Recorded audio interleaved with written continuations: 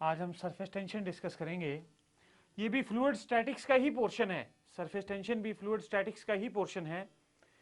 देखिए बेटा, जब हम बात करते हैं, आपने देखा होगा कि लिक्विड अगर गिरता है कहीं पे, बारिश गिर रही है बेटा, और आप लिक्विड्स को जो पानी की बूंदें गिर रही हैं वो कैसी होती हैं?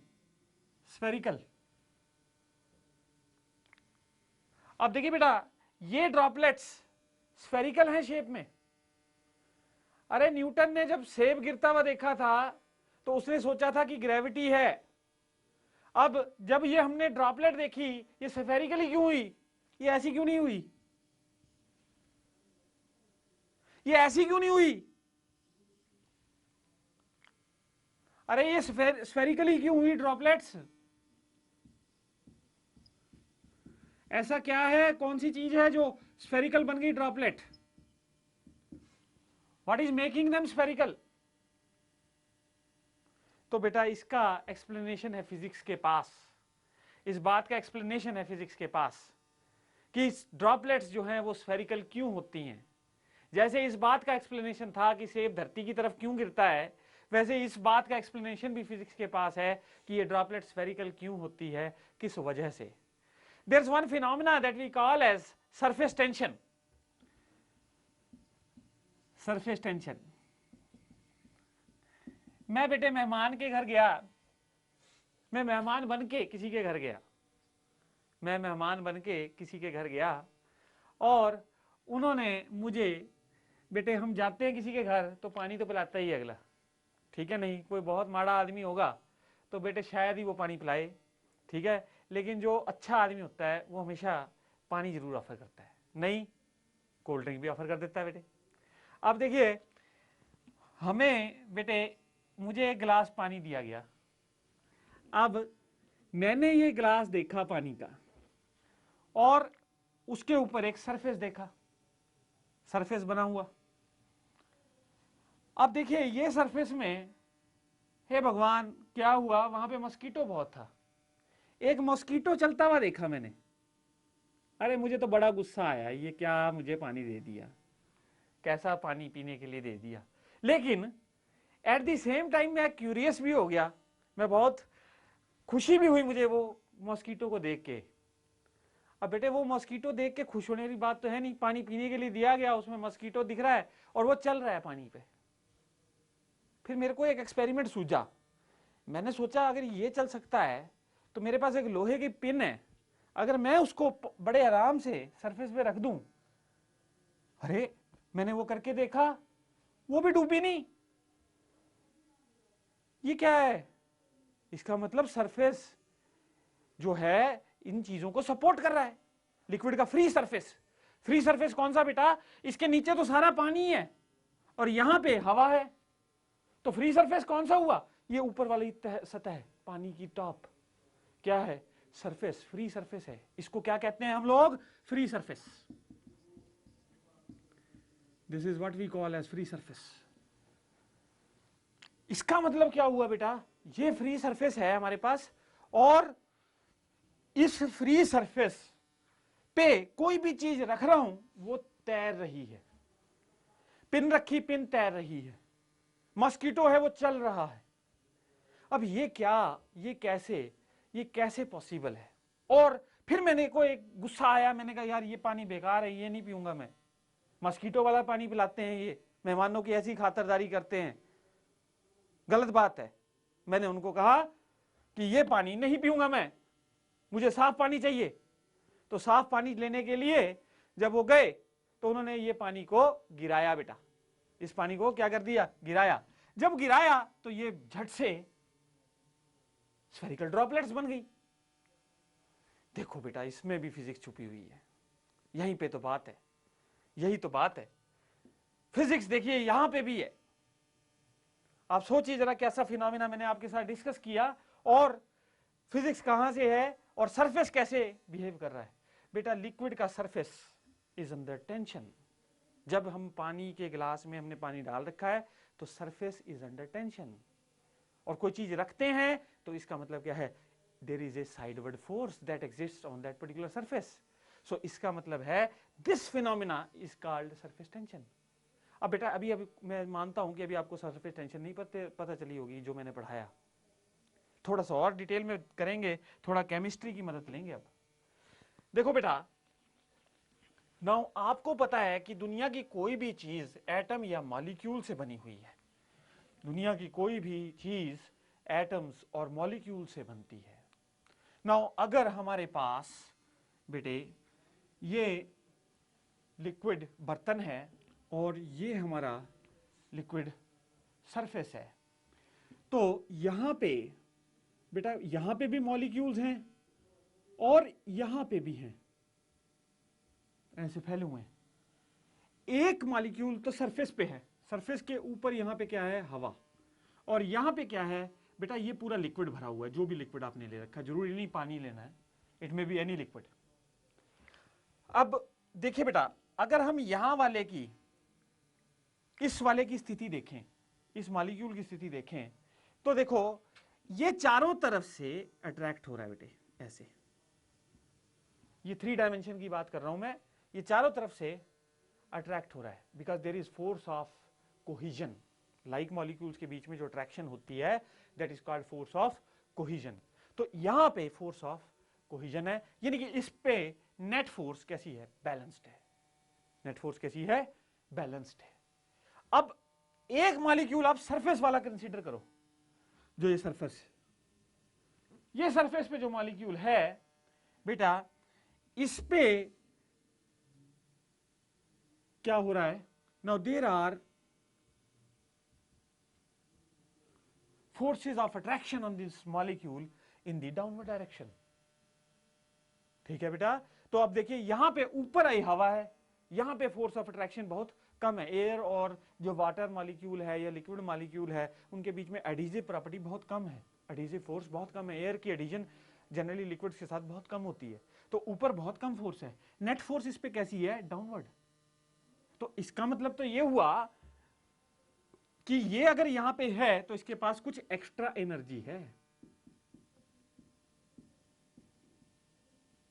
अपने आप को ये यहां पे मेंटेन करे है, तो इसका मतलब इसके पास कोई एक्स्ट्रा एनर्जी है।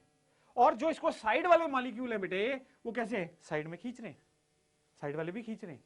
सो ये क्या करता है, अपने आप को मेंटेन रखने के लिए, सरफेस पे मेंटेन रखने के लिए साइडवर्ड फोर्स एक्सर्ट करता है। आप सोचिए बेटा, एक क्लास है, उस क्लास में कई सारे बच्चे हैं, सबने एक दूसरे की बाजू में पकड़ रखी है और हवा में झूल रहे हैं और नीचे से खींच रहे हैं, हम लाते हैं उनकी। ठीक है बेटे, तो क्या अगर उन्होंने वही मेंटेन रहना है तो they will exert A sideward force. ये साइडवर्ड फोर्स किस लिए आई, बिकॉज सरफेस टेंशन में है, सरफेस खिंचा हुआ है। जैसे चुन्नी खिंची हुई होती है, चुन्नी पकड़ के खींच दो बेटा, चुन्नी खींचोगे तो क्या होगा, साइडवर्ड फोर्स आएगी, टेंशन सरफेस क्योंकि टेंशन में आ जाएगी चुन्नी, और कैसी एग्जर्ट करेगी, फोर्स कैसी आएगी, साइडवर्ड। कोई चीज रखोगे उस पे कैसी फोर्स एग्जर्ट होगी, साइडवर्ड। समझे मेरी बात को। तो बेटा चुन्नी तो देखी है ना आपने, ठीक है ना। देखिए ये हमने बेटा सरफेस ले लिया, लिक्विड का सरफेस, और इस पे कहीं कोई लाइन बनाऊं मैं, तो इस पे क्या लगेगी, साइडवर्ड फोर्स।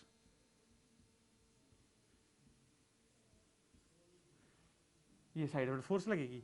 ये फोर्स किसके कारण लग रही है, this force is because of surface tension, because the liquid surface is under tension. Liquid surface tension में है, इस वजह से ये फोर्स लग रही है। लिक्विड सरफेस टेंशन में है, इस वजह से ये फोर्स लग रही है। इसे कहते हैं सरफेस टेंशन। अब क्योंकि सरफेस पे जो मॉलिक्यूल्स हैं, सरफेस पे जो एटम्स हैं, उनमें कोहेसिव फोर्सेस हर एक लिक्विड में अलग अलग होती है। जो ये कोहेसिव फोर्स की हमने बात करी कि जो सरफेस के मॉलिक्यूल हैं उनके पास एक्स्ट्रा एनर्जी है, तो जितने भी लिक्विड के मॉलिक्यूल्स, जितने अलग अलग लिक्विड्स हैं, दूध है बेटे, दही है बेटे, खीर है बेटे, पानी है बेटे, और बड़े सारे लिक्विड्स आप सोच सकते हैं, तेल है, इन सब की सरफेस टेंशन अलग अलग होगी, क्योंकि सरफेस के मॉलिक्यूल्स के पास एनर्जी अलग अलग है। ये किसने बनाई ये मॉलिक्यूल, बेटे परमात्मा ने।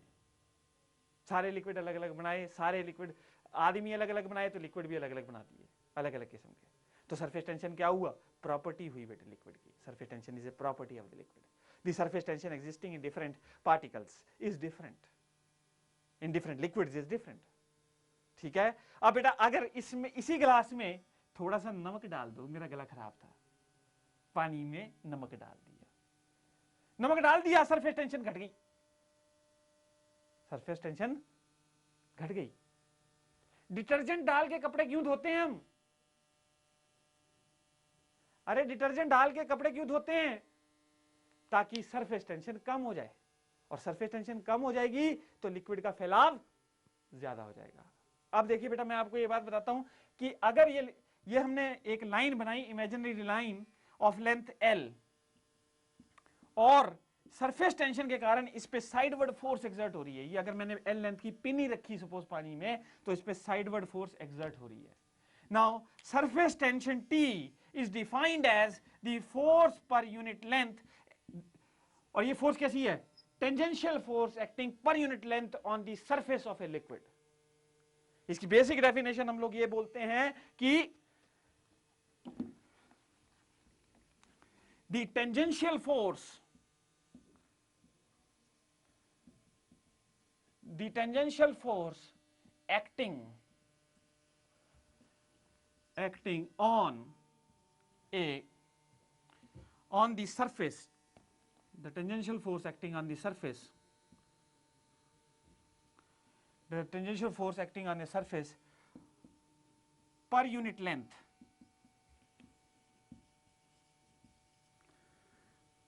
of on the free surface length on the free surface of a liquid is the property of, is due to, is called surface tension.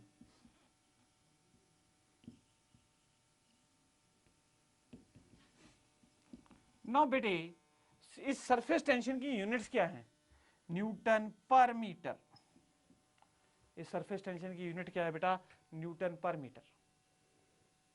This is the unit of surface tension. ठीक है बेटे। Now the surface tension has the units newton per metre, और ये tangential force on the surface per unit length on the free surface of a liquid is called surface tension. So surface tension को T से denote करते हैं, that is equal to F/L। Increasing the temperature of the liquid, अगर temperature बढ़ा दोगे, गर्म, आप सर्दी है बेटे, सर्दियों में आदमी गर्म पानी में कपड़े क्यों धोता है? सो दैट सरफेस टेंशन घट जाए। सरफेस टेंशन घटने से क्या हो जाता है? जो लिक्विड है वो माइन्यूट पोर्स में भी एंटर कर जाता है। और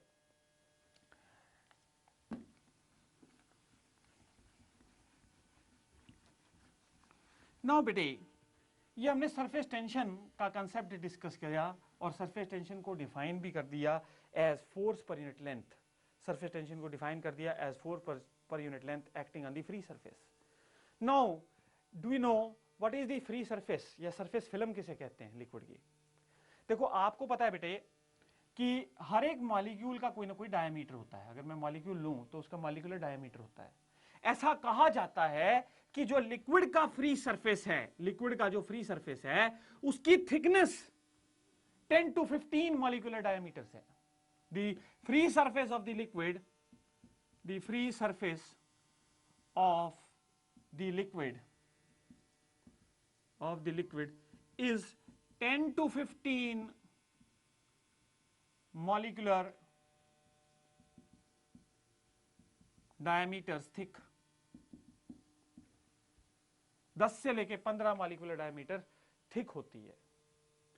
अब बेटे, हमने थोड़ी देर पहले अभी एनर्जी की बात की थी, we have talked about energy, कि सरफेस के जो मॉलिक्यूल्स हैं उनके पास एक्सेस में एनर्जी है। Now we will be talking about कि ये एनर्जी क्या है और ये एनर्जी है कितनी, ये एनर्जी है क्या और है कितनी। ठीक है बेटे, तो अब देखो, इसके लिए हम एक डेरिवेशन करेंगे और एक एक्सपेरिमेंट करूंगा और उससे आपको दिखाऊंगा कि सरफेस एनर्जी कितनी होगी। देखो बेटा,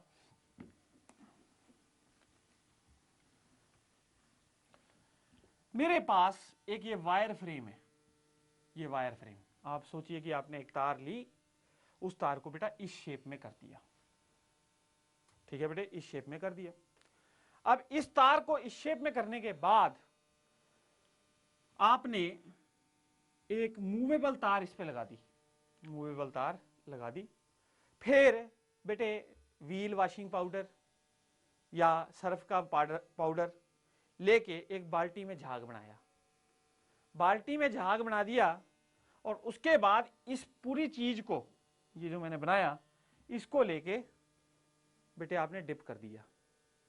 डिप करने के बाद बाहर निकाल लिया, तो आप देखेंगे इस पे एक फिल्म बन गई, इस पे एक फिल्म बन गई, किसकी? डिटर्जेंट की, डिटर्जेंट की एक फिल्म बन गई। चाहो तो इसको फूंक मारो और क्या है, गुब्बारा बन के उड़ जाएगा, लेकिन मैंने गुब्बारा नहीं बनाना, अभी बनाऊंगा गुब्बारे, ठीक है बेटे। अब देखिए ये यहां पे फिल्म बन गई, ठीक है बेटे।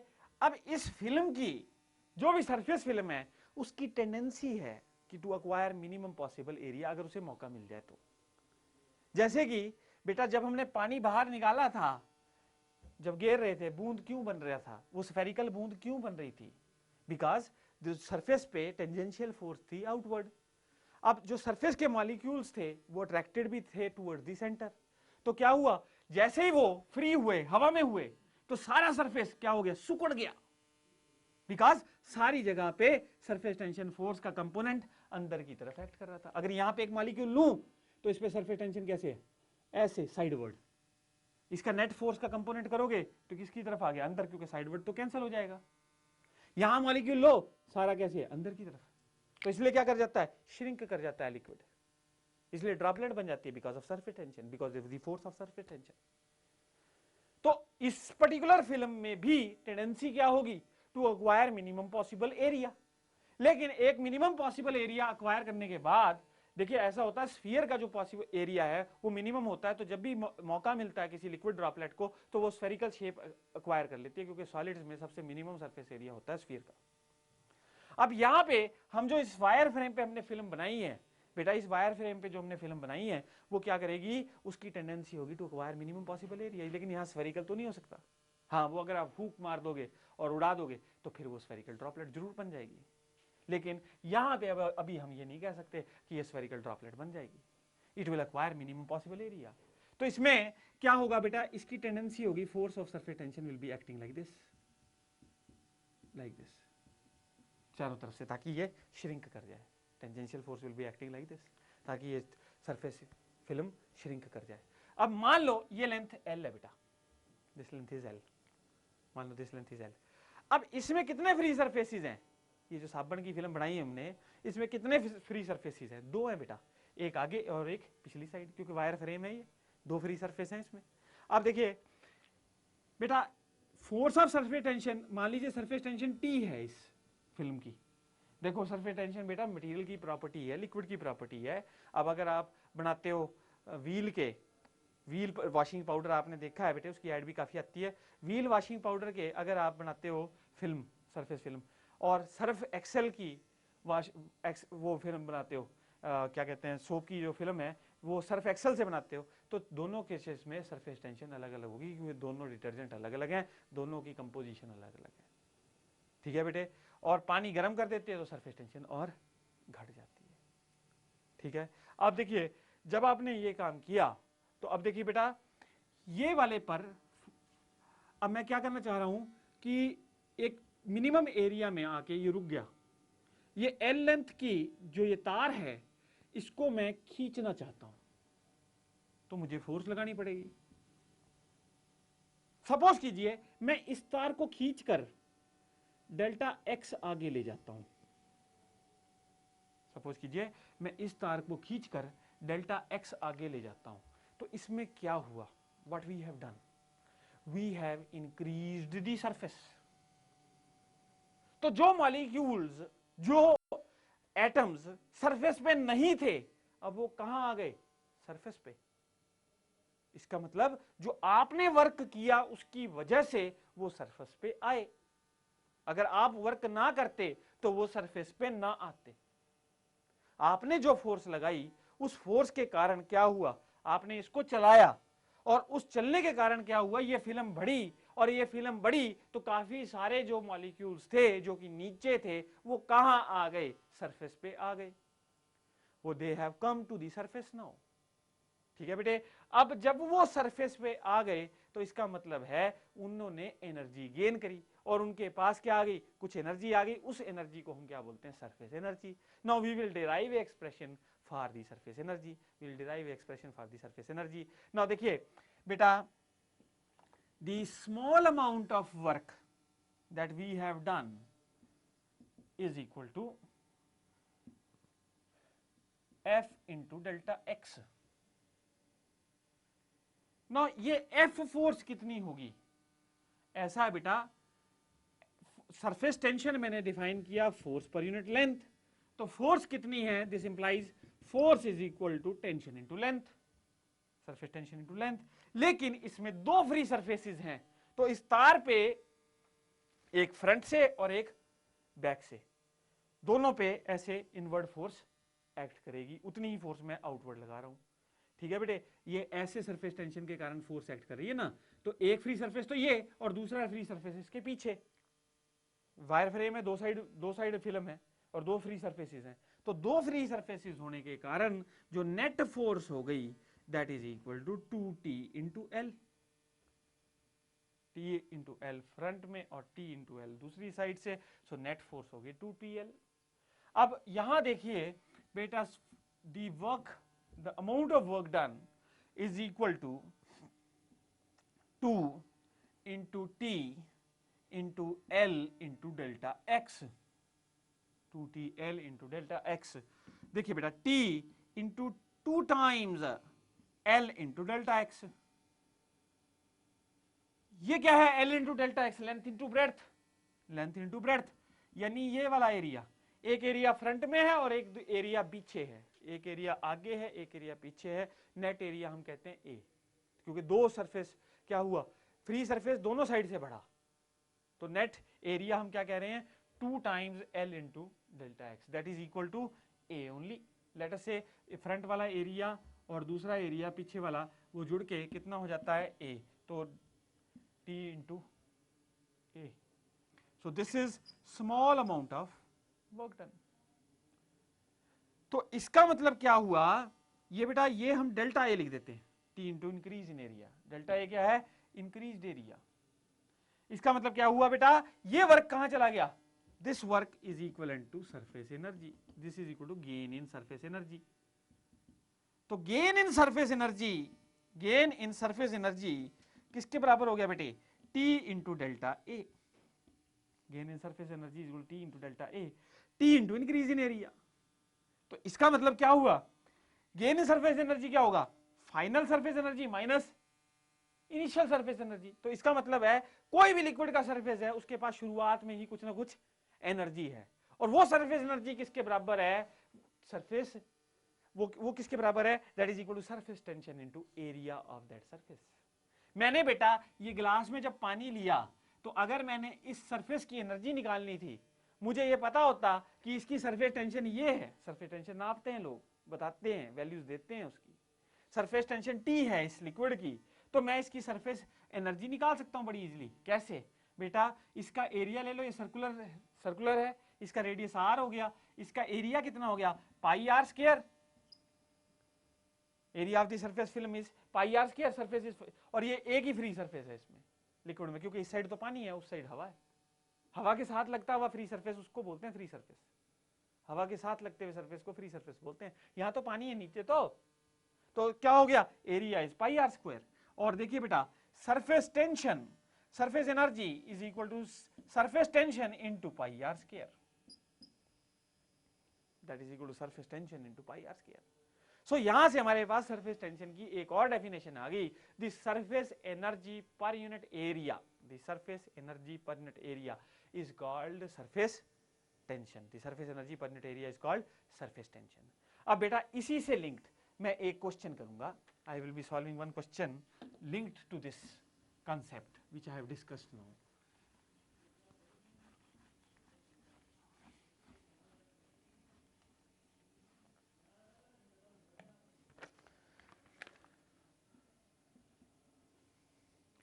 a water film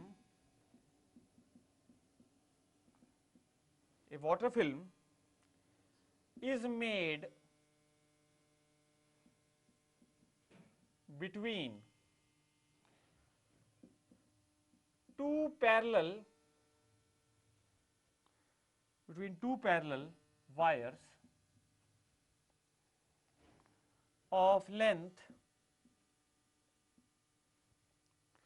10 centimeter and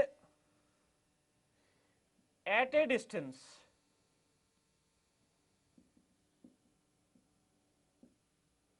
of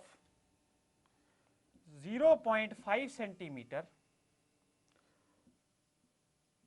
from each other.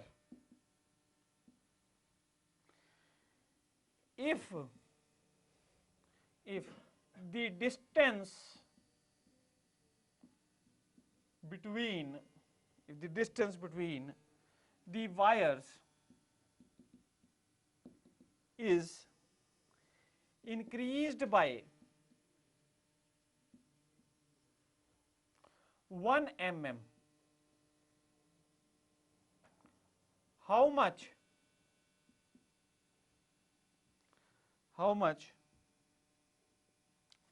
work will be done? Surface tension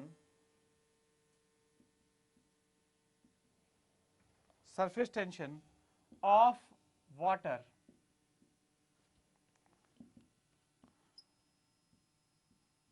(72 dyne per centimeter).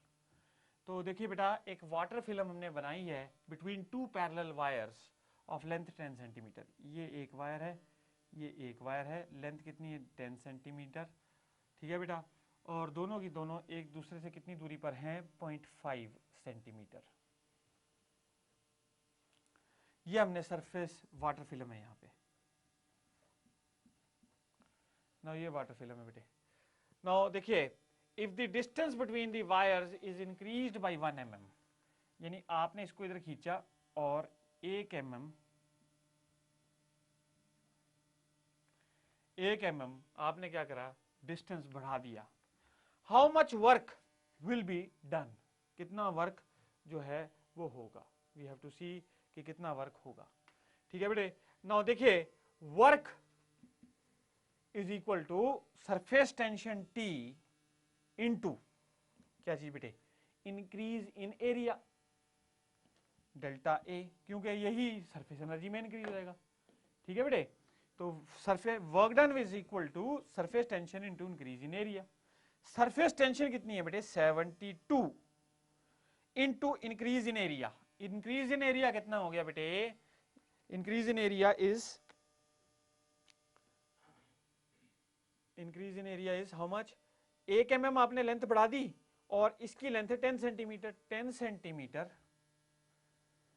Centimetre into क्या चीज बेटे, इनटू, अब ये वाटर फिल्म है, फिल्म का मतलब है एक फ्री सरफेस यहां पे और दूसरा फ्री सरफेस वहां पे, तो ये हो गया 1/10 सेंटीमीटर, ये क्या होगी थिकनेस, ये तो हो गया सिर्फ एक एरिया, ये वाला फ्रंट का एरिया बेटा, सिर्फ ये वाला एरिया।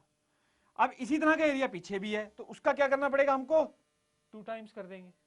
ये टोटल इंक्रीज हुआ एरिया में, एक सामने दिख रहा है एक पीछे दिख रहा है। वाटर की फिल्म है बेटा, 2 पैरेलल वायर्स हैं, उनके बीच में पानी की एक फिल्म बना दी, एक तार को खींच रहे हैं भाई 1 mm, तो देखो इसका मतलब फिल्म खिंच गई 1 mm से और यहां पहुंच गई फिल्म, तो इसका मतलब है ये वाला फिल्म के फ्रंट वाला और पीछे, इसमें भी 2 फ्री सरफेसेस होंगे, क्योंकि वाटर की फिल्म आप बना सकते हो बेटे, ठीक है, इसमें भी 2 फ्री सरफेसेस हैं।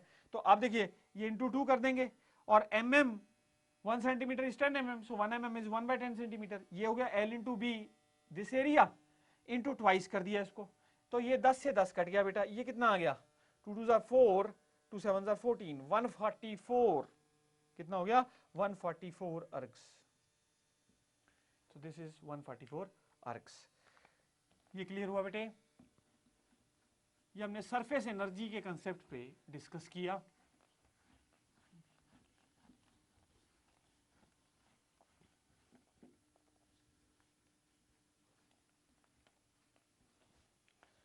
नाउ देखिए बेटा,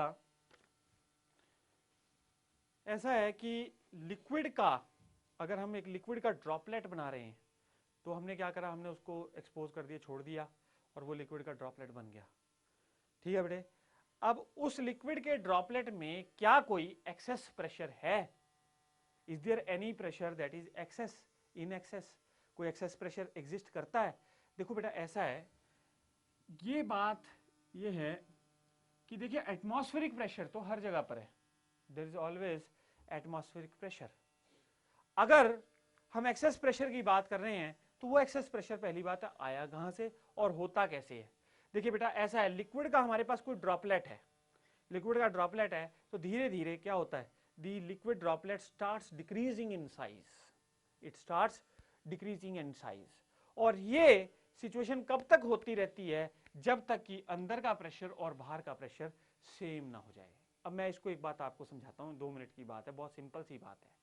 बेटे देखो, ये मेरा हाथ है, ये मैंने अपने सिर पे रख दिया, ये देखो, ये अपने सिर पे रख दिया, और ये दबा रहा हूं सिर को, तो सिर में क्या हो रहा है? दबाव पड़ रहा है, प्रेशर बढ़ रहा है बेटा। अब वैसे ही इस लिक्विड की कहानी है, देखिए इस लिक्विड ड्रॉपलेट की कहानी मेरे सिर की तरह है। कैसे?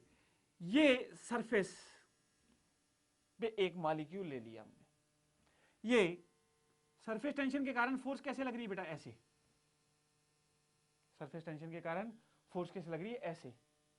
अब होता क्या है बेटे, इसका नेट कंपोनेंट कैसे है? अंदर, जितने सरफेस पे मॉलिक्यूल्स लोगे उनका नेट फोर्स का कंपोनेंट कैसे होगा? अंदर। ये फोर्स अंदर लिक्विड पे एक्ट कर रही है और यही क्या क्रिएट कर रही है? This is what is creating access pressure, this is what is creating excess pressure. तो इसी के कारण एक्सेस प्रेशर जो है क्रिएट हो रहा है, इसी के कारण एक्सेस प्रेशर क्रिएट हो रहा है। Now supposing we wish to find out what is the value of this excess pressure.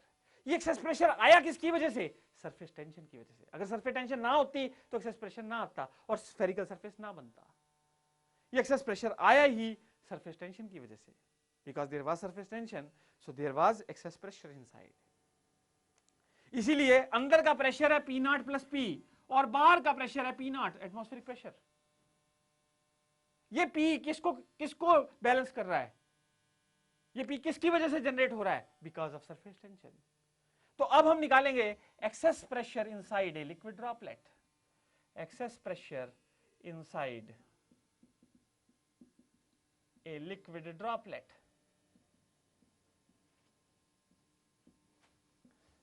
So suppose कीजिए जो हमारे पास लिक्विड ड्रॉपलेट था उसका रेडियस आर था, ठीक है बेटा।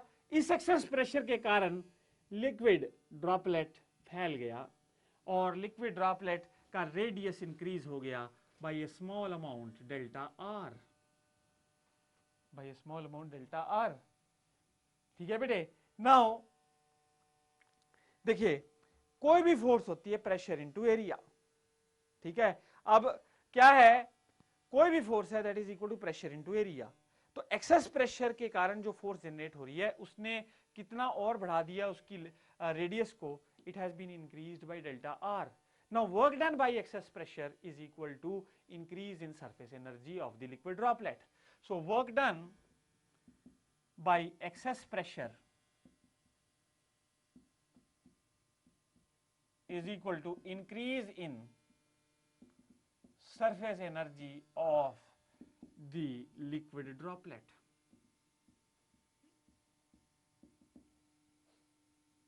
So work done by excess pressure is equal to increase in surface energy of the liquid droplet. Now what is the work done by excess pressure? That will be equal to pressure into, ये excess pressure किसने काम किया? ये excess pressure ने काम किया।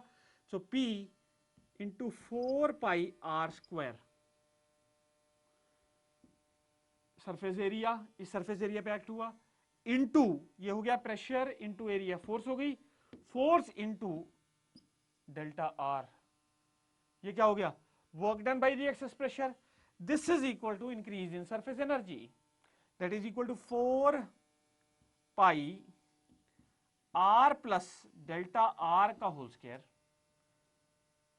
ठीक है बेटे, ये फाइनल सरफेस एरिया है, minus initial surface area 4 pi R square. ये स्फीयर का सरफेस एरिया होता है ना बेटा 4 पाई आर स्क्वायर, तो बाद में कितना हो गया 4 pi into R plus delta R का होल स्क्वायर, और इनिशियली सरफेस एरिया ये था, ये increase in surface area into surface tension, इस सरफेस एनर्जी, ये इंक्रीज इन सरफेस एनर्जी आ गई। अब देखिए बेटा इसको 4 पाई टी कॉमन ले लो, 4 पाई टी कॉमन ले लो, अंदर क्या आ जाएगा, अंदर आ जाएगा बेटे आर प्लस डेल्टा आर का whole square minus R square, तो ये हो गया R square plus delta R का square plus 2 times R into delta R minus R square small R square into, ये तो हमने बाहर 4 पाई टी पहले ही कॉमन ले लिया, आर स्क्वायर से बेटा आर स्क्वायर कॉमन कैंसिल, और डेल्टा आर पहले ही छोटा है उसका स्क्वायर कर रहे हैं, डेल्टा आर का स्क्वायर कर रहे हैं, ये और छोटा हो जाएगा, तो इस वैल्यू को we can neglect this particular value. तो हमारे पास क्या आ गया बेटा 8 pi R T into delta R, 8 pi R T into delta R, this is P into 4 pi R square into delta R, ये एक डेल्टा आर काट दो बेटा, एक आर कैंसिल हो जाएगा, तो यहां पे आ जाएगा 1 बाई आर, ठीक है, और ये हो जाएगा बेटा 2, ठीक है। सो यहां पे प्रेशर कितना हो गया, excess pressure 2T by R, so excess pressure inside a liquid droplet is equal to 2T by R. इस एक्सेस प्रेशर के कारण हमने देखा कि लिक्विड ड्रॉपलेट डेल्टा आर बहुत छोटा से रेडियस से इंक्रीज हो गया, तो ये डेल्टा आर ये इंक्रीज होने से what has happened, the outside pressure and the inside pressure has balanced and the liquid is maintaining its shape. Is that clear बेटे? तो ये हो गया excess pressure inside a liquid droplet.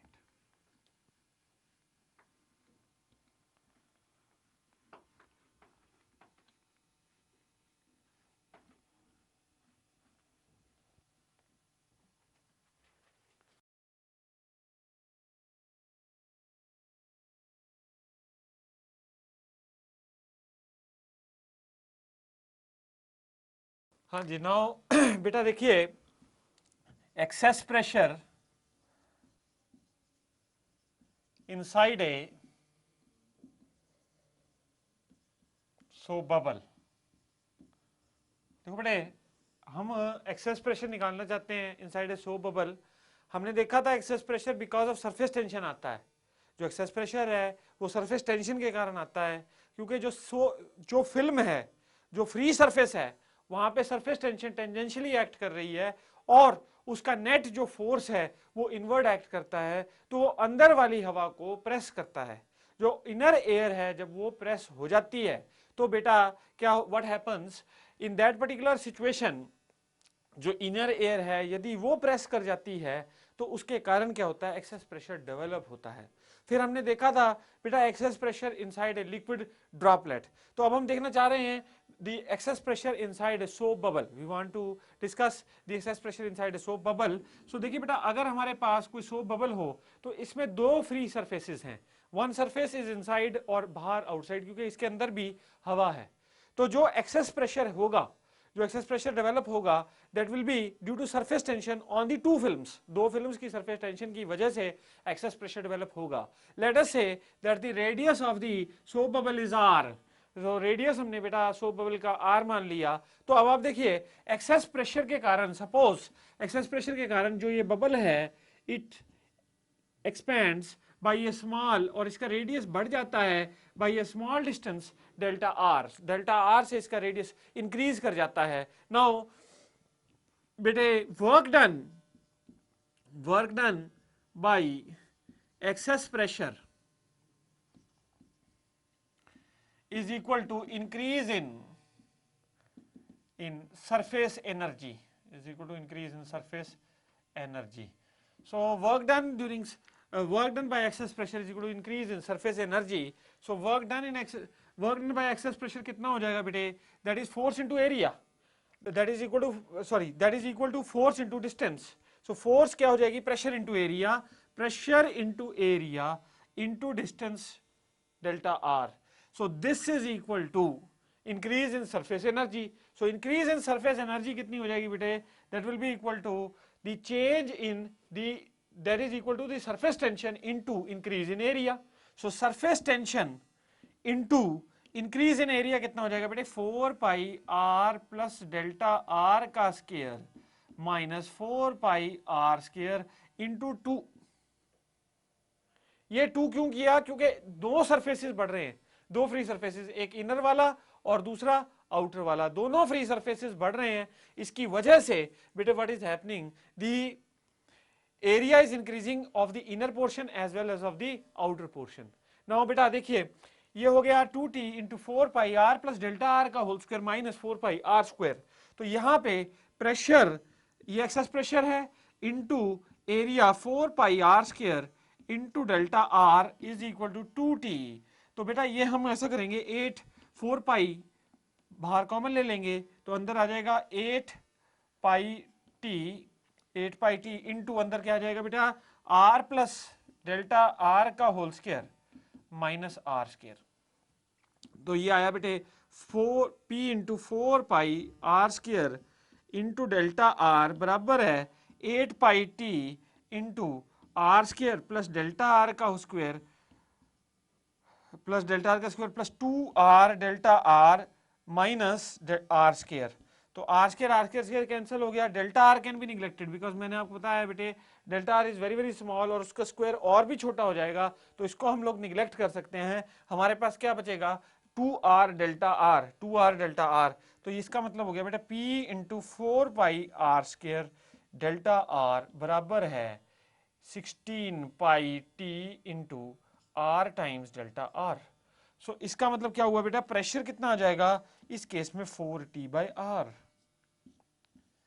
सो ये excess pressure है किसके अंदर, कोई सोप बबल के अंदर जिसमें दो फ्री सरफेसेस हैं, उसके अंदर एक्सेस प्रेशर कितना है बेटा 4t बाई आर। और अगर लिक्विड ड्रॉपलेट थी तो उसमें एक ही फ्री सरफेस था, तो इसलिए प्रेशर क्या था, हाफ था। प्रेशर कितना था, 2t by R. So pressure is always greater inside a soap bubble, inside a soap bubble, क्योंकि सरफेस टेंशन फोर्स ज्यादा होगी तो अंदर ज्यादा दबाव बनाएगी, ज्यादा दबाव होगी तो ज्यादा प्रेशर होगा बेटा, ठीक है। तो this is the excess pressure inside a soap bubble. अब इसी पे हम लोग एक छोटा सा प्रॉब्लम करेंगे बेटा, जो ये कॉन्सेप्ट हमने डिस्कस किया, we will be discussing a small problem upon this.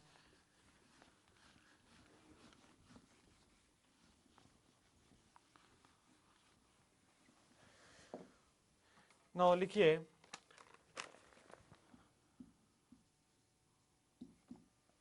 find the excess of pressure inside a soap bubble of radius 2.8 centimeter given surface tension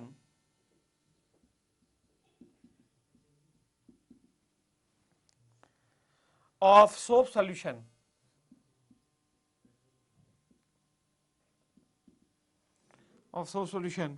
is 7 into 10 to the power of minus 3 Newton per meter। So हमने बेटा देखिए हमारे को excess pressure निकालना है inside soap bubble और उसका radius हमको दे रखा है बेटे, और साथ में हमें सरफेस टेंशन बता रखी है सोप सोल्यूशन की। तो अब देखिए कैसे निकालेंगे इसे।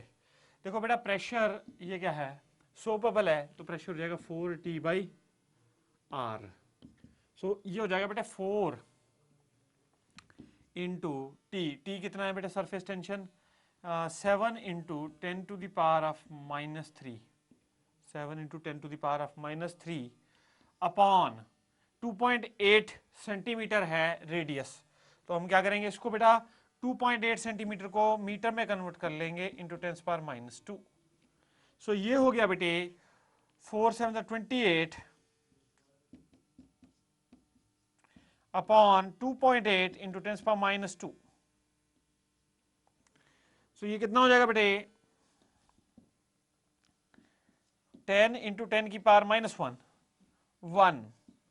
1 न्यूटन पर मीटर स्क्वायर या 1 पास्कल, और दिस बिकम्स 1 पास्कल। ठीक है बेटे, नेक्स्ट क्वेश्चन, नेक्स्ट डिस्कस करेंगे। अब नेक्स्ट कॉन्सेप्ट डिस्कस करेंगे बेटा।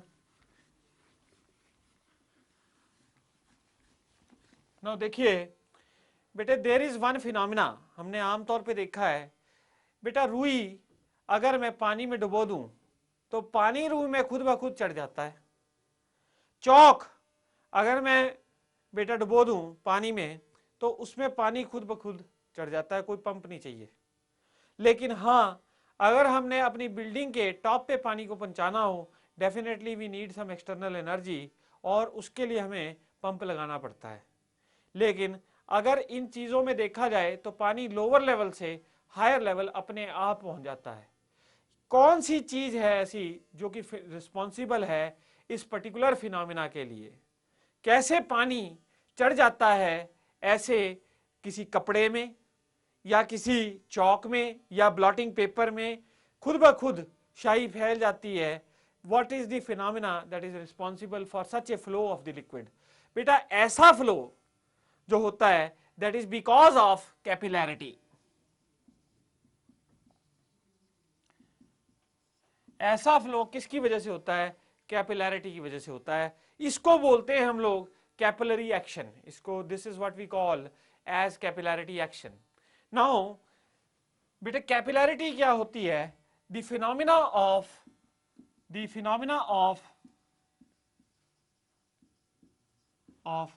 rise of liquid, rise or fall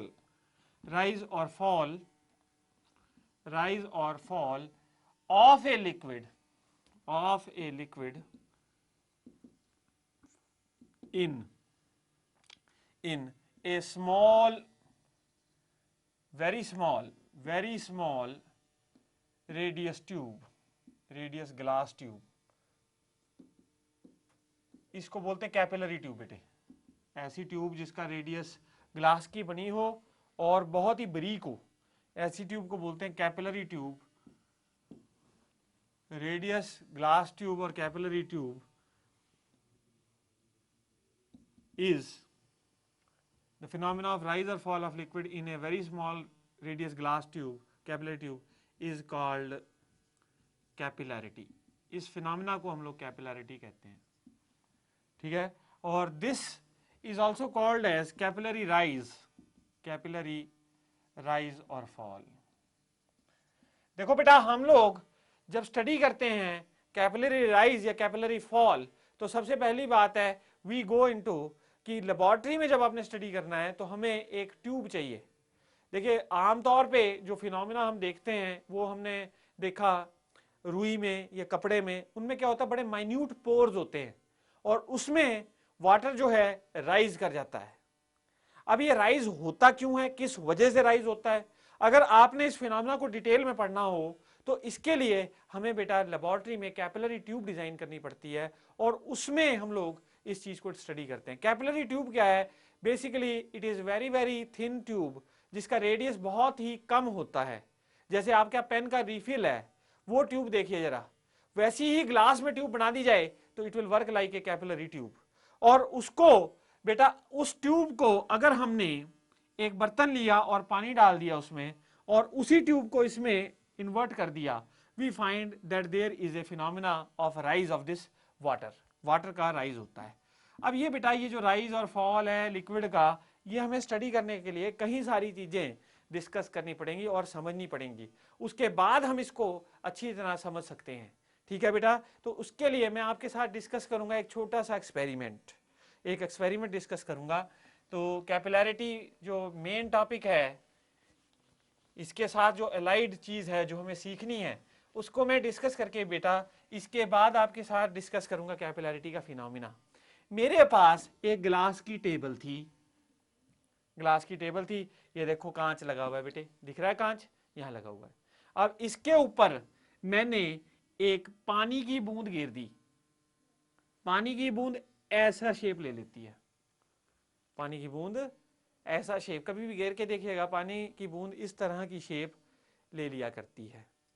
तो पानी ऐसे क्यों हो जाता है? Why does water spread like this? क्योंकि देखो बेटा, दो तरह की फोर्सेस होती हैं, एक होती है कोहेसिव फोर्स और दूसरी होती है एडहेसिव फोर्स। एक होती है कोहेसिव फोर्स और दूसरी होती है adhesive force. Now what is cohesive force? Cohesive force क्या होती है बेटे? अगर लाइक मॉलिक्यूल्स के बीच में, लाइक एटम्स, लाइक मॉलिक्यूल्स के बीच में जो फोर्सेस ऑफ अट्रैक्शन होती है, उन फोर्सेस को हम लोग कोहेसिव फोर्सेस कहते हैं। वाटर के मॉलिक्यूल, वाटर के एटम के बीच में जो फोर्स होती है उसको हम लोग कोहेसिव फोर्स कहते हैं। एडहेजन क्या होती है बेटे? एक होती है adhesive force, the force of attraction between unlike molecules. अगर हमने अनलाइक मॉलिक्यूल्स लिए, अनलाइक एटम्स लिए, उनके बीच में जो अट्रैक्टिव फोर्स होती है, that is called as adhesive force, उसे एडहेसिव फोर्स कहते हैं। जैसे बेटा वाटर और ग्लास का मॉलिक्यूल है, उसके बीच में जो फोर्स ऑफ अट्रैक्शन होएगी उसको हम लोग एडहेसिव फोर्स कहते हैं। और मरकरी भी ले सकते हो, मरकरी और ग्लास के बीच में जो फोर्स होएगी, आपस में अट्रैक्टिव फोर्स एग्जिस्ट करेगी उनके मॉलिक्यूल्स में, उसको भी फोर्स ऑफ एडहेजन कहते हैं या एडहेसिव फोर्स कहते हैं। कोहेजन सिर्फ लाइक मॉलिक्यूल्स में होती है, एडहेजन सिर्फ अनलाइक मॉलिक्यूल्स में होती है। अब जब हमने पानी की बूंद घेरी ग्लास के ऊपर, तो ऐसा है बेटा, ये सब नेचर है, ये सब नेचर की ही देन है कि कोहेजन किसी में ज्यादा होती है, कहीं में एडहेजन ज्यादा होती है। ठीक है बेटा। अब ऐसा है कि जो वाटर का मॉलिक्यूल है ना, water has great affinity for glass, water has got great affinity for glass. तो वाटर जो है उसके मॉलिक्यूल्स ग्लास के मॉलिक्यूल से बहुत ज्यादा अट्रैक्टेड है।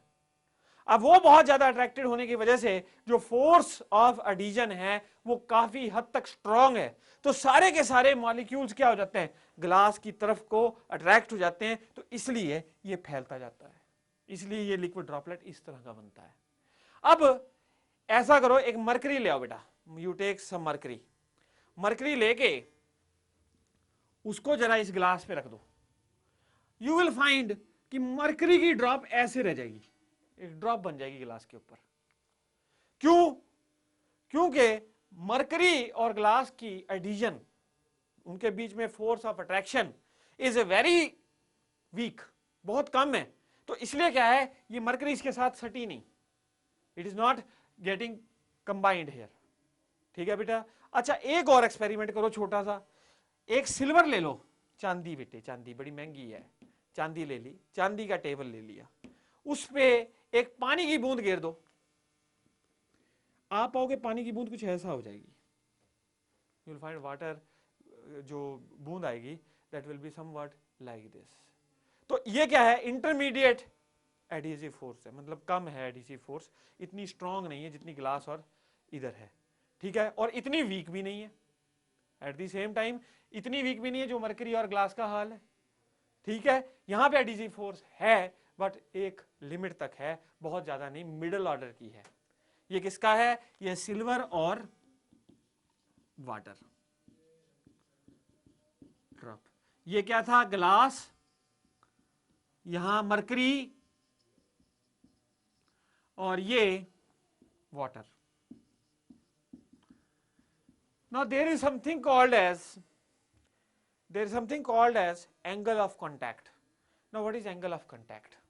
देखो बेटा, यहां पे जो कांटेक्ट पॉइंट बन रहा है बिटवीन ग्लास और वाटर, इससे एक टेंजेंट बना दो, इससे एक टेंजेंट बना दिया। ये टेंजेंट और ये ग्लास जो एंगल बनाते हैं, that is called angle of contact. इसको एंगल ऑफ कांटेक्ट बोलते हैं। This is called angle of, ये मरकरी की बूंद और यहां ग्लास, यहां पे एक मॉलिक्यूल पकड़ लो, यहां पे कांटेक्ट पॉइंट है, यहां पे बेटा एक टेंजेंट बना दो, जस्ट ड्रॉ ए टेंजेंट। ये टेंजेंट और ये ग्लास का सरफेस जो का एंगल बनाते हैं, this is called angle of contact. इसको मैं थीटा बोल रहा हूं। यहां कांटेक्ट पॉइंट, टेंजेंट बना दो, this is called angle of contact. तो आप देख रहे हैं। अब बेटा देखिए, जो चीजें एडहेसिव प्रॉपर्टी कम होती है, एडहेजन कम होती है, उसमें एंगल ऑफ कांटेक्ट बनता है ऑब्ट्यूस। जिसमें एडहीजन स्ट्रांग होती है वहां पे एंगल ऑफ कांटेक्ट बनता है एक्यूट, और अगर एडहेसिव फोर्स बीच की हो तो एंगल ऑफ कांटेक्ट बनता है 90 डिग्री। ये देखा आपने, ये this is the theory behind angle of contact. ठीक है बेटे, next what we are going to discuss is meniscus of liquids in a capillary tube, meniscus of liquids in a capillary tube, meniscus of liquids in a capillary tube। बेटा अगर हमारे पास capillary tube है और उसमें पानी डाला आपने, पानी है, तो पानी का सरफेस कुछ ऐसा होगा, it won't be plane. Silver की ट्यूब हो और पानी हो तो सरफेस ऐसा प्लेन होगा। मरकरी और ग्लास हो तो मिनिस्कस ऐसा होगा। इसको बोलते हैं बेटे कनकेव मिनिस्कस।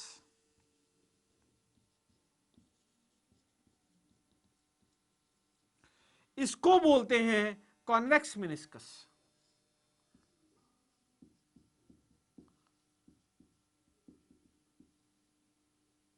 ठीक है बेटे, और ये है प्लेन मिनिस्कस।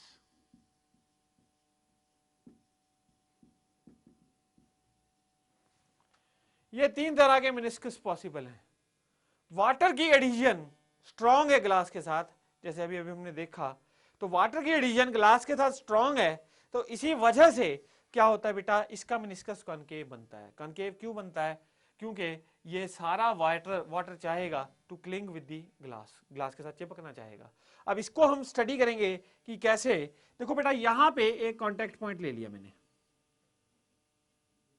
ये जहां पे वाटर और इसका कांटेक्ट बन रहा है, यहां वाले मॉलिक्यूल की स्थिति देखेंगे।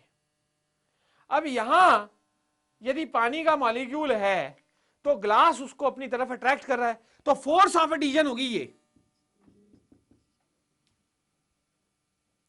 और यही पानी, यही मॉलिक्यूल वाटर का पानी के मॉलिक्यूल के साथ अट्रैक्टेड है। सो यहां पे फोर्स ऑफ कोहिजन होगी बेटे, there is force of cohesion here, FC. Adhesion force बहुत स्ट्रांग है इस केस में। क्यों? पानी का मॉलिक्यूल ग्लास के साथ बड़ी हाई फोर्स ऑफ अट्रैक्शन दिखाता है, और कोहिजन फोर्स वीक है उसके रिस्पेक्ट में। ये दो फोर्सेस हो गई, they are represented by the adjacent sides of a parallelogram, they are represented by the adjacent sides of a parallelogram. By parallelogram law of vectors जो रिजल्टेंट होता है that is more towards the larger force, larger vector. तो इसका मतलब क्या होगा, इन दोनों forces का रिजल्टेंट जो होगा that will be more of towards the force of adhesion F A. तो इसका मतलब क्या हुआ बेटा, ये जो इनका रिजल्टेंट फोर्स होगा वो ऐसे होगा।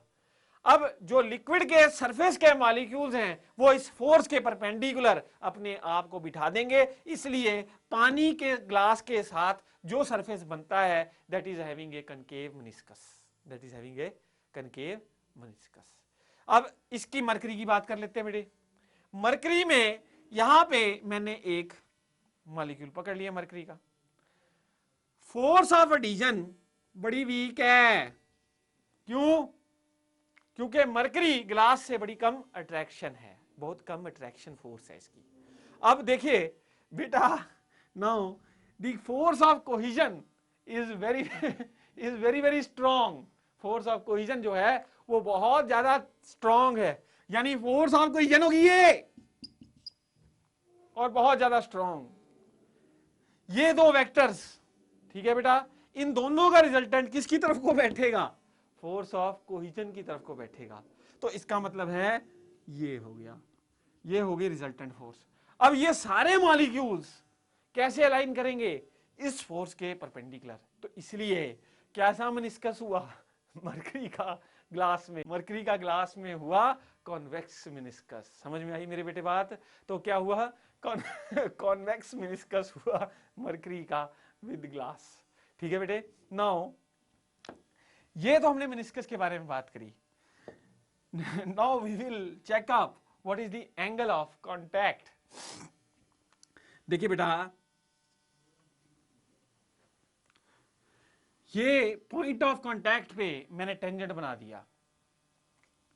ये ट्यूब के साथ जो एंगल बनाता है that is called angle of contact.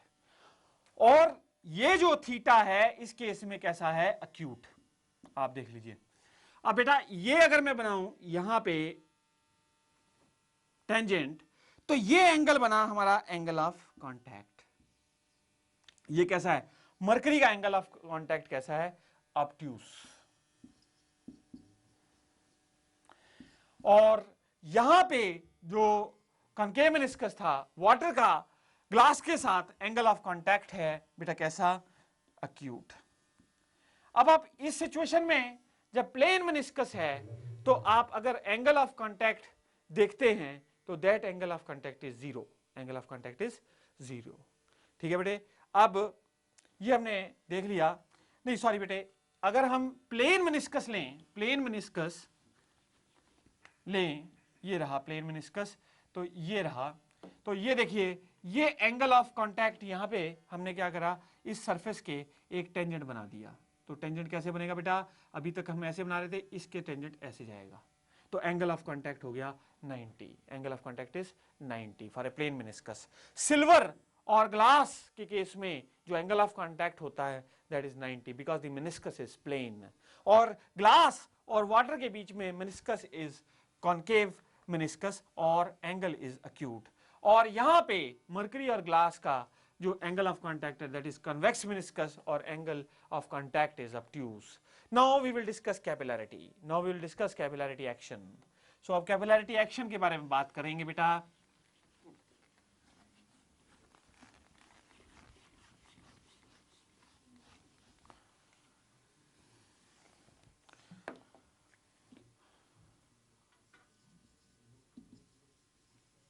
Capillarity action, देखिए बेटे हमने अभी हम स्टडी कर रहे हैं rise of the liquid.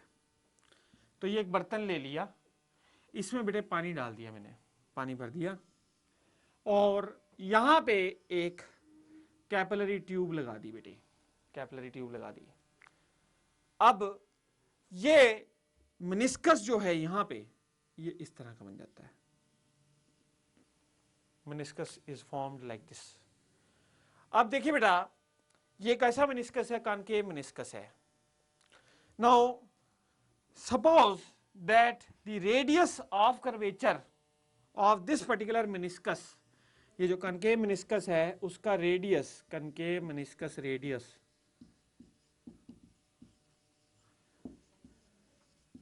Radius is equal to capital R, concave meniscus radius is equal to capital are.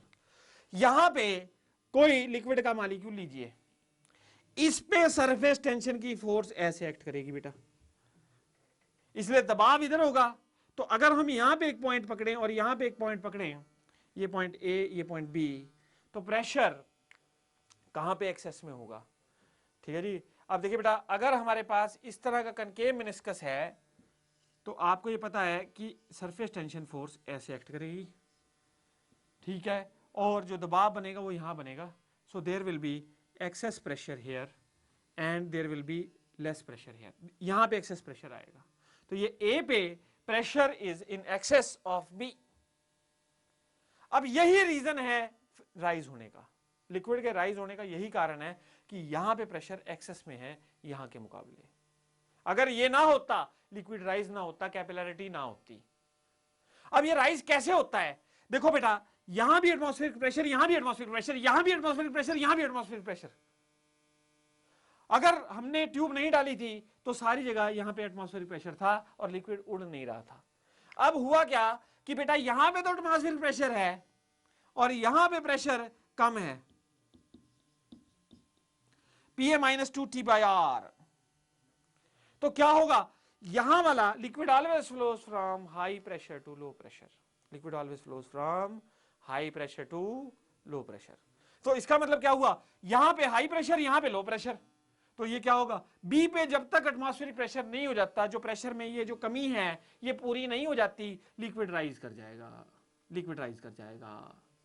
अब ये लिक्विड राइज कर गया, क्यों? क्योंकि यहां पे एटमॉस्फेरिक प्रेशर था और वो ज्यादा था बी पॉइंट से, तो बी पॉइंट पे जो लिक्विड था वो high pressure to low flow, high pressure to low pressure flow कर गया लिक्विड, यहां से हाई प्रेशर से लो प्रेशर पहुंच गया लिक्विड, और ये क्या हुआ, ये ऊपर कॉलम बन गया किसका, लिक्विड का। तो लिक्विड का कॉलम आपको पता है हाइड्रोस्टैटिक प्रेशर एक्सर्ट करेगा किस पॉइंट पर, बी पॉइंट पर।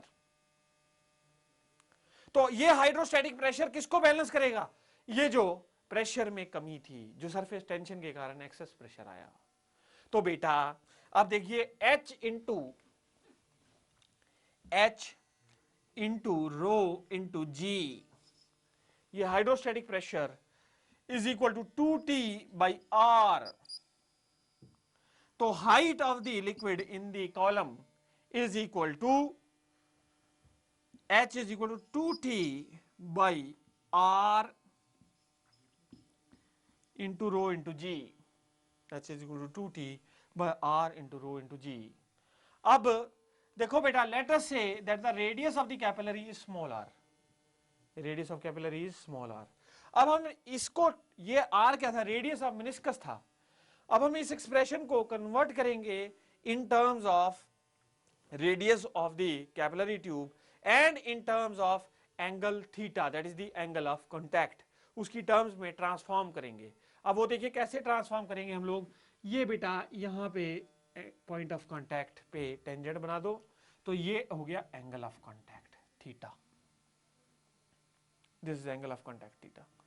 ठीक है बेटे, now radius of capillary tube, अच्छा अब देखिए मेनिस्कस और जो आपका रेडियस ऑफ ट्यूब है और जो रेडियस है मेनिस्कस का, उन दोनों के बीच का एंगल हम लोग देखना चाह रहे हैं। We want to see that what is the angle between the radius of the capillary tube and the radius of the meniscus R. तो इसको थोड़ा सा एनलार्ज्ड व्यू में मैं यहां पे दिखाऊंगा बेटा। ये देखिए, ये है मेनिस्कस, ये रहा आपका ट्यूब का कांटेक्ट पॉइंट, ये यहां पे हम लोगों ने एक टेंजेंट बना दिया है बेटे, यहां पे टेंजेंट बना दिया है, और ये एंगल कितना है, theta angle, this is angle of contact. अच्छा बेटे, यहां से इस मेनिस्कस का centre, let's say we are having the meniscus centre, आपको ये पता है कि centre of the meniscus will be perpendicular to the tangent at the surface of the meniscus, तो दिस इज कैपिटल आर।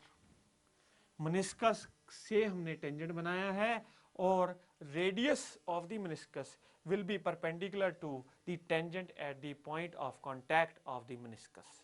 और दूसरा क्या है बेटा, हमारे पास इसका ट्यूब का रेडियस आएगा, तो ट्यूब का जो रेडियस आएगा that will be like this, ये स्मॉल आर। ठीक है बेटे, नाउ एंगल बिटवीन टू, अब ये जो आर होगा ये परपेंडिकुलर होगा इस ट्यूब के सरफेस के। Now angle between two lines is same as angle between their perpendiculars. जो एंगल होता है between two lines is same as angle between their perpendiculars. ये मैथमेटिक्स का 10वीं क्लास का थ्योरम है। अब देखिए ये एंगल कितना हो जाएगा बेटा, थीटा। क्यों? इन दोनों के बीच में भी एंगल क्या बनेगा, थीटा ही बनेगा। सो आप देखिए कॉस थीटा को क्या लिख सकते हैं बेटा, small R by capital R. तो इसका मतलब कैपिटल आर किसके बराबर हो गया, R by cos theta.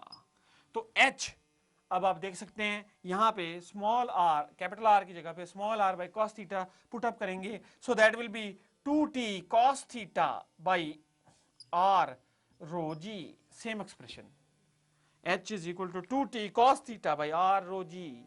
So liquid आपने देखा राइज क्यों करा, because of excess pressure. Excess pressure क्यों आया, सरफेस टेंशन के कारण।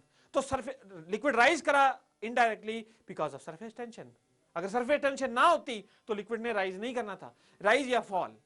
अगर मरकरी ले लेते और कैपिलरी ट्यूब ले लेते तो मेनिस्कस क्योंकि कॉन्वेक्स बनना था तो मरकरी ने फॉल करना था। मरकरी कैपिलरी में गिरती है, पानी कैपिलरी में उठता है। ठीक है बेटे, तो H is equal to 2t cos theta by R into rho into g. Now mercury का कॉन्टैक्ट एंगल आपको पता है ऑब्ट्यूस है ग्रेटर देन 90, और पानी का कॉन्टैक्ट एंगल लेस देन 90 है। तो अगर आप यहां पे अक्यूट वैल्यू डालोगे तो cos थीटा की वैल्यू आएगी positive, cos theta will be positive, that means h will be positive. यदि आप h को पॉजिटिव ले रहे हो तो इसका मतलब राइज हो रहा है, और यदि आप h अगर theta is obtuse, theta is obtuse, अगर थीटा एंगल इज ऑब्ट्यूस तो क्या होगा, cos theta will be negative, तो h विल बी नेगेटिव। तो इसलिए मरकरी के लिए h नेगेटिव आएगा और पानी के लिए h पॉजिटिव आएगा। तो पानी का राइज पॉजिटिव कंसीडर होगा और मरकरी का राइज नेगेटिव कंसीडर होगा। ठीक है बेटे। नाउ ये फॉर्मूला आप याद रखेंगे बेटा, h is equal to T cos theta by R into rho into G. अब हम एक और बात डिस्कस करेंगे कैपिलरिटी एक्शन में ही, दैट परपेचुअल फाउंटेन।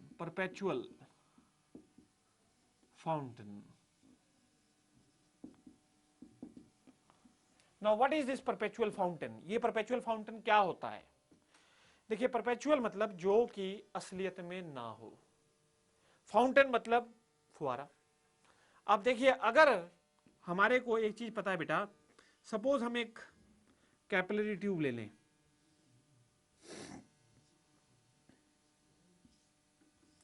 नाउ इस कैपिलरी ट्यूब में लिक्विड केपेबल है to rise up to a level h, liquid का राइज h हाइट तक हो सकता है, और मनिस्कस का रेडियस है r, मनिस्कस का रेडियस है r। Now you know that h is equal to 2t by r rho g। अगर बेटा हम लोग इस्तेमाल करें रेडियस ऑफ मेनिस्कस का फॉर्मूला, तो हमारे पास फॉर्मूला ये बनता है, h into R is equal to 2t upon rho ji.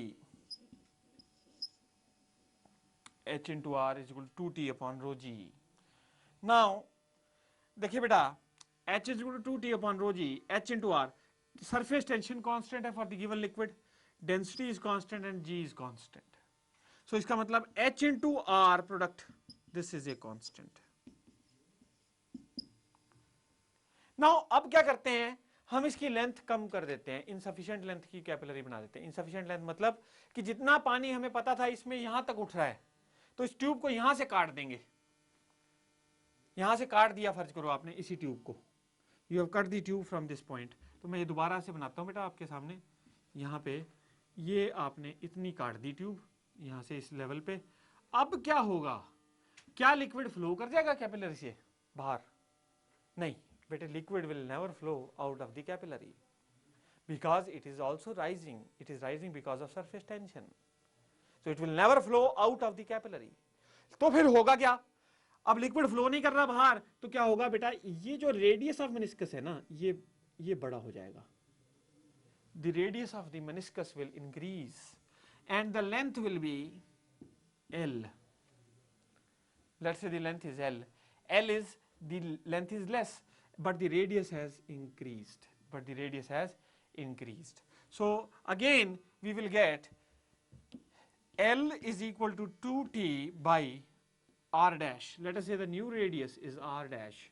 So r dash into rho into g. So इसका मतलब क्या हुआ, L r dash, this implies L r dash is equal to 2t upon rho g।